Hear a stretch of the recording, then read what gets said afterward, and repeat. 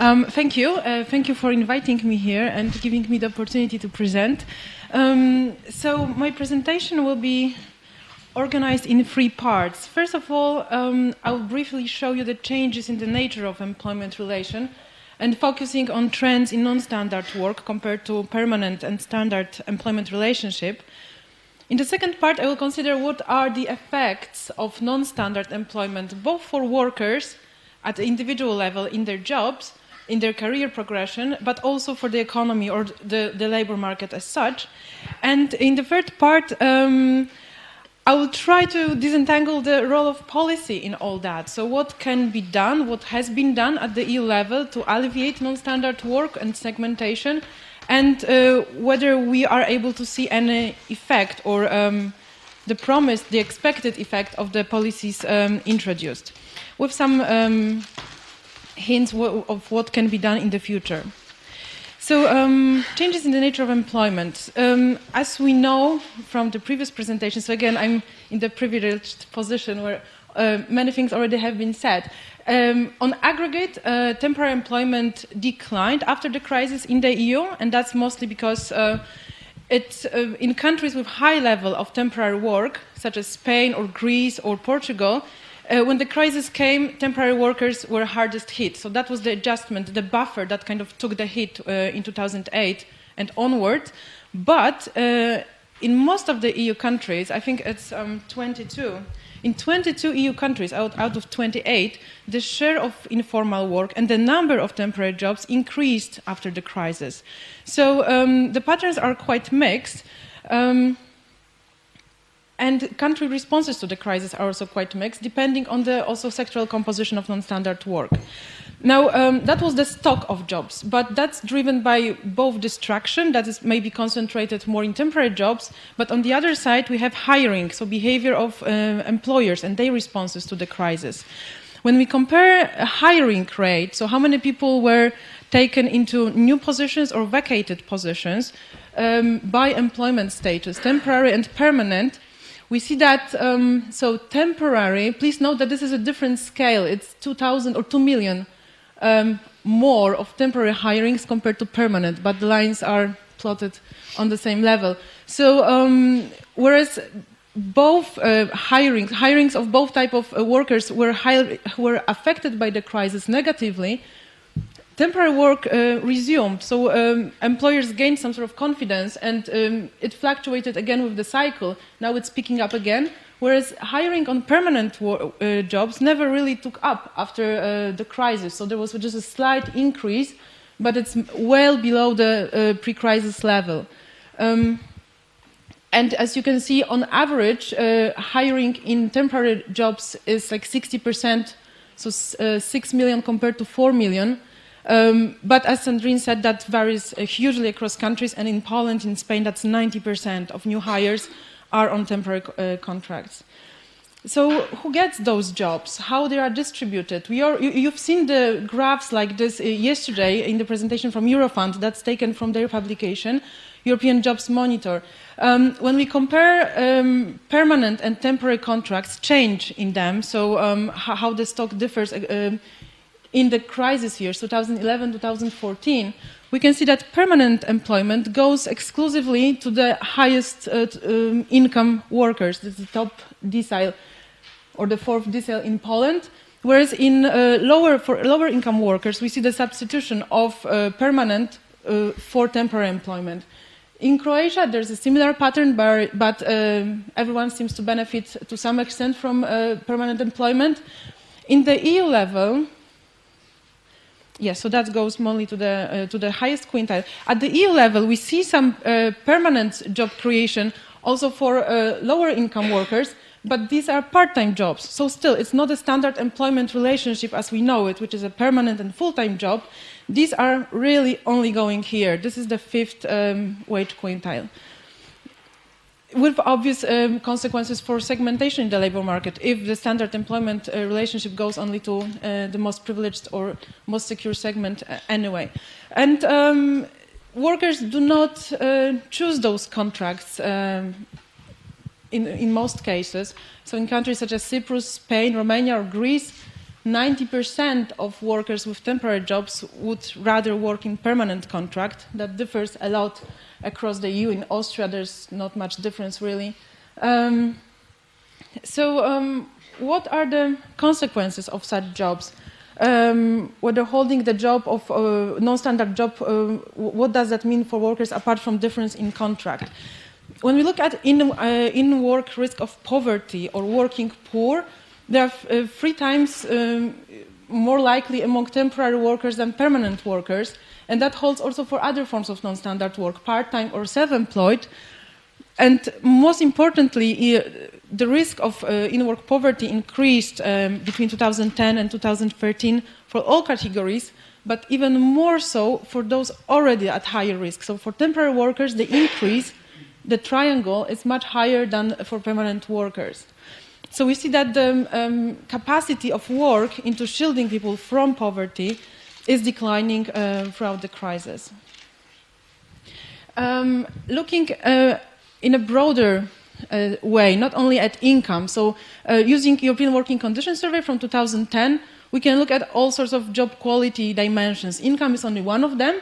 When we compare non-standard work, which from now on I define as temporary, fixed term, temporary agency work, and apprentice, but the bulk of it is actually temporary work with indefinite contracts. In terms of income, there is a clear penalty. They earn less. That's adjusted for purchasing power standard. Intrinsic job quality, that's actually how the work is organized and what is demanded from us in a job. So it involves skills and discretion, good social environment, physical environment, and work intensity. Also in this dimension, non-standard work scores much lower than indefinite contracts. Working time quality is worse, and it doesn't take into account the number of hours. So part-time work wouldn't affect that. It's just non-standard work is scheduled outside of core business hours, it fluctuates, and it's beyond the control of workers. Job security, as we know, and it's also hardly surprising, is much lower in non-standard work, and almost 40% of non-standard workers agree that they actually might lose the job in the next 6 months. And it's very reasonable fear, actually, because when we look at the tenure of temporary workers, most of them have contracts of 1 year or less, whereas for indefinite contracts, most of them is for 6 or more years. Now, is it only driven by different types of workers filling in those jobs, or perhaps non-standard work is offered only in certain segments of the labor force, so that actually we are capturing the spurious effect? It's just the sector effect or the job, the occupation effect that we see. So to disentangle those effects, I did an exercise of building up the model from just the main effects. So that's the baseline model where we only compare averages of job quality on 3 dimensions: income, intrinsic job quality, and working time quality between standard and non-standard. So that's the penalty. It's always on the minus side. Non-standard work is disadvantaged. There's a penalty on all 3 dimensions. When we control for countries, we can see some effects. It's definitely in working time quality. It's just some countries have really crap working time quality, and they also have non-standard employment, which Spain might be the, one of the examples. But then it's reduced even further when gender, education, and age, so workers, socioeconomic characteristics are taken into account, or demographic, sorry, not socioeconomic, demographic characteristics. And then occupation sector and weekly working hours do not explain much more. All those differences are significant at 0.1%.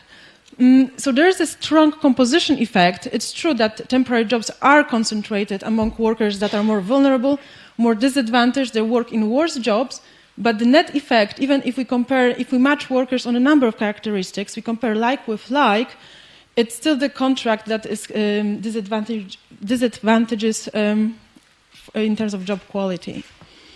And this pattern varies across countries. So here I present in detail examples of some continental countries, so Germany, France, continental regimes, Spain and Italy from the south, Czech Republic, Hungary and Poland from this region, Sweden and UK. On the same 3 dimensions of job quality, and comparing non-standard and standard jobs. Baseline model where it's just the averages compared and with all the controls, so workers are matched on a number of characteristics. So on one hand, we have UK. There's no difference whatsoever between non-standard and standard work.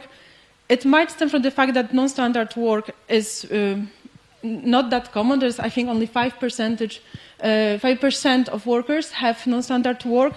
The provisions are, like in France, quite the opposite, so it's actually harder to get rid of someone on temporary contracts before the end date. And non-standard work is just used for different reasons. It's often used as a trial period, for example. On the other hand, we have continental countries where the difference is not only in terms of wages, but also in terms of intrinsic job quality and working time quality, which suggests that essentially workers in permanent contracts perform different jobs, different tasks than workers or temporary contracts. Now, in the South, there's also the difference in working time quality. So there are non-standard workers are scheduled to work at different times, not only on different types of work.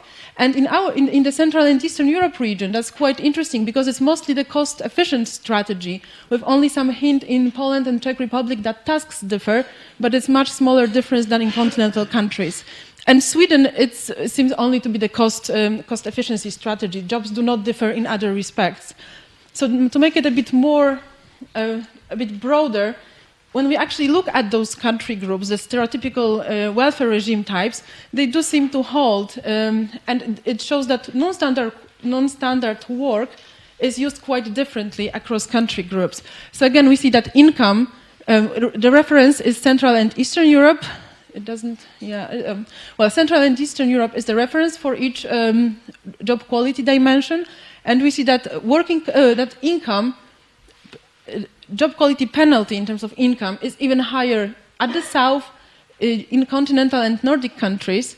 Working time quality is only even worse in Mediterranean countries compared to Central and Eastern Europe, whereas intrinsic job quality, so the type of work performed, is only significantly different in continental countries. So that was Germany and France from the previous slide. Now, also job security is much lower for temporary jobs, and that's because they are highly volatile.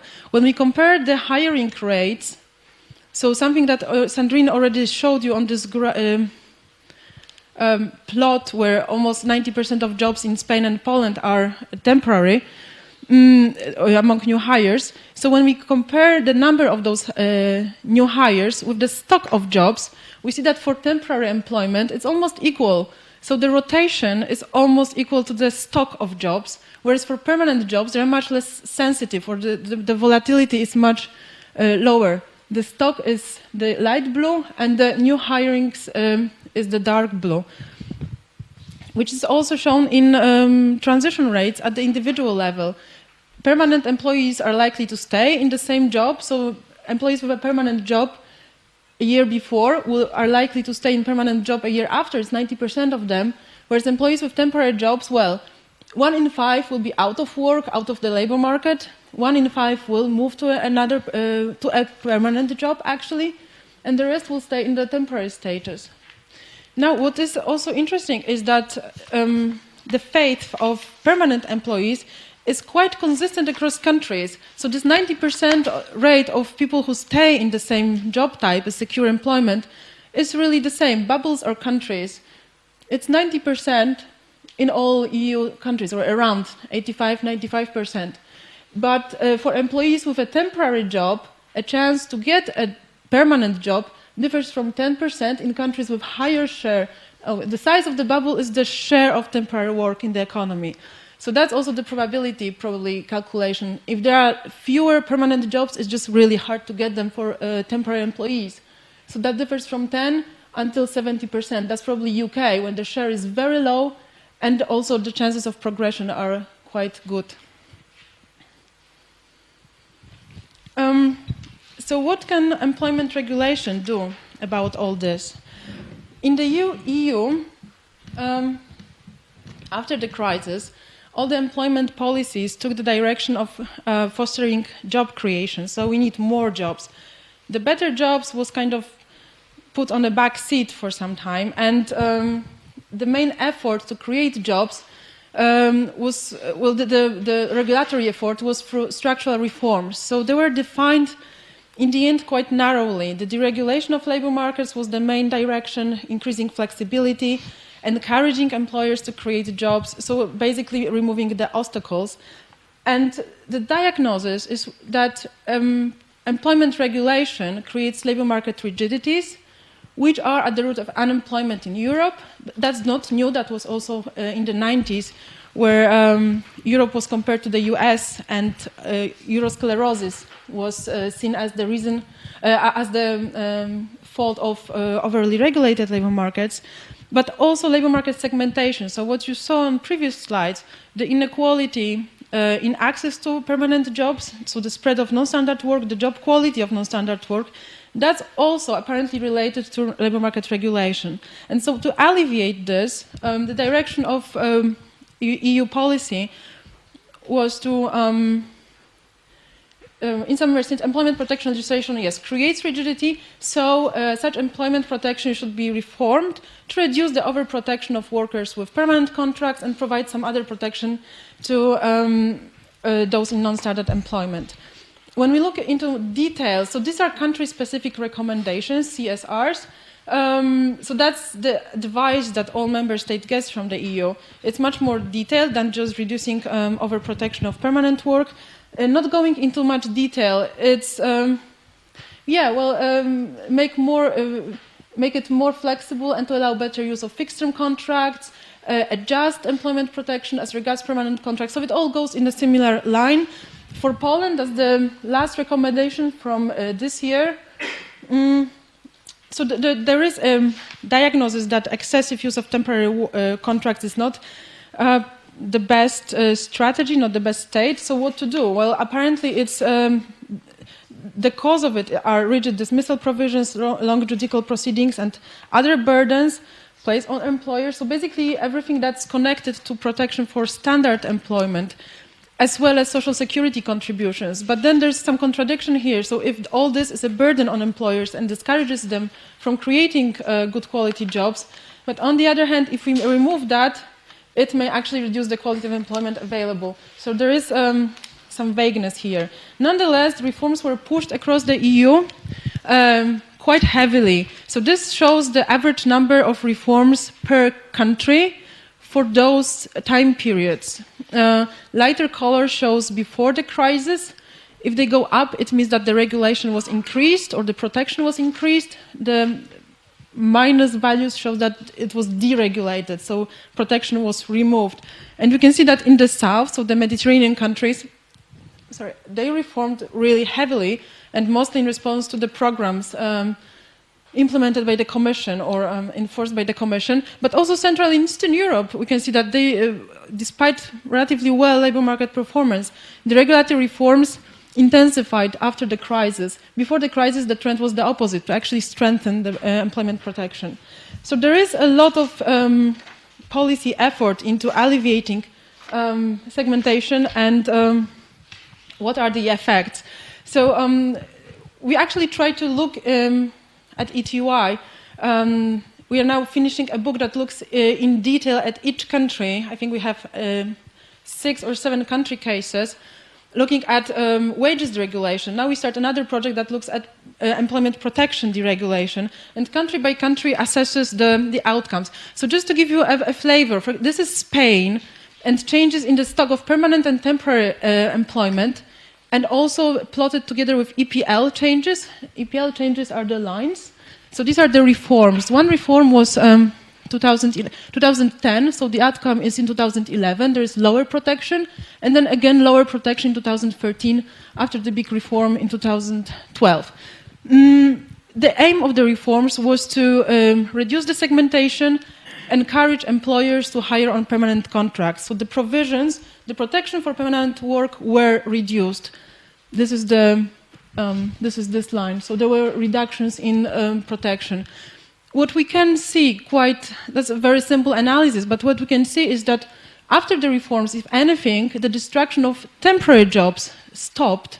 The highest destruction was before, it was 2009. then a bit smaller when the GDP also went up. That's the GDP, the red line. And then again, the distraction was more concentrated more in permanent jobs. We do not see any change in the behavior of employers in terms of hiring, because the share of new hires that are temporary is constant across the crisis. That's 90%, with very small fluctuations. And if anything, the employment patterns, the permanent employment patterns, are responsive to macroeconomic performance, which is GDP change, not really the reforms.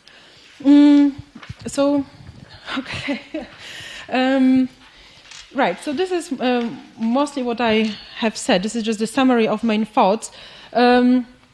Non-standard employment is linked to many negative outcomes for individuals, but also for the labor markets, because it creates tremendous volatility of employment. There are very little reasons to believe that it will stimulate job creation, and in fact, conditions of many workers which are more vulnerable and only protected by regulation might decrease if the regulations are lessened or removed. Yes, well, and the objective is to try to focus not only on the number of jobs created, but somehow monitor, at least, or to be wary of the changes in the quality of jobs created. And in new employment guidelines that were proposed in May, and I think they were debated over the summer in the European Parliament, there is a hint that job quality is important. So it needs to a bit more weight to actually matter in the policy assessment and recommendation process. So that's something also worth to talk about and focus on. Thank you.